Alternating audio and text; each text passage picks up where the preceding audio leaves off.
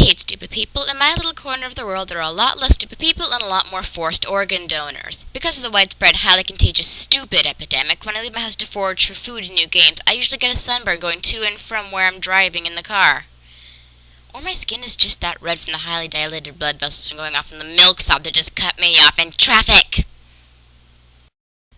I don't know what it is about stupid people, but they always seem to congregate in groups of 2 or more. Case in point, when I left on my last foraging attempt, I was standing in line at the grocery store, bag of cherries and French bread in one hand, box of dry soup in the other, and behind me come 2 guys, and from their loud, boisterous voices it is quite obvious they're talking about World of Warcraft. I mostly ignore it until I hear one of them say something along the lines of, "Dude, WoW needs more QuickTime events."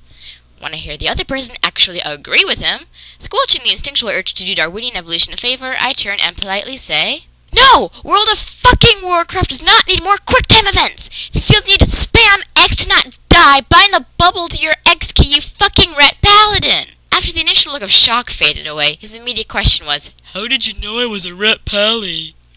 By then it was my turn to be helped, so I put as much distance between me and them as possible.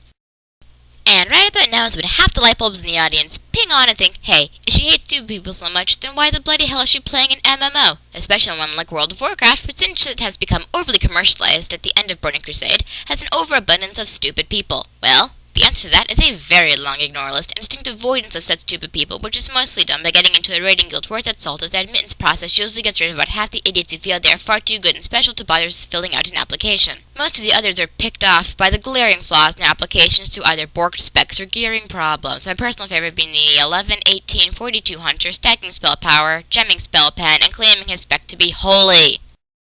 However, there are some times when the plethora of idiots that abound prove themselves useful. Entertainment.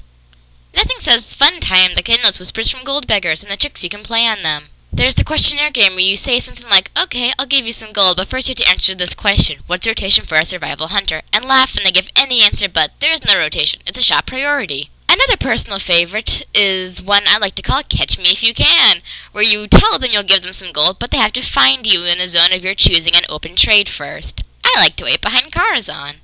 For the dog to be extra vindictive, don't invite them to group and let them manually comb the zone.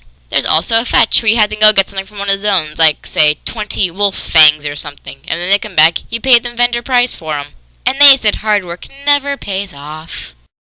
And next on the docket, RP servers. I rolled a human mage on one, and I haven't ever played a human or a mage before. Within seconds of making it to Gold Chair, I was asked to join an orgy involving 2 feral druids, a shadow priest, some Draenei shaman, and a warrior. They wanted me to RP conjuring butter, pouring it on them, and then joining in. And then a few moments later, some idiot fan of the smut Twilight came over and tried to get me to join their vampire guild, all within about 2 minutes of standing in Goldshire. Needless to say, I logged off right quick. So here is confirmation. The stories are true! Stay away from Goldshire at all costs. Trust me, you'll thank me for it later.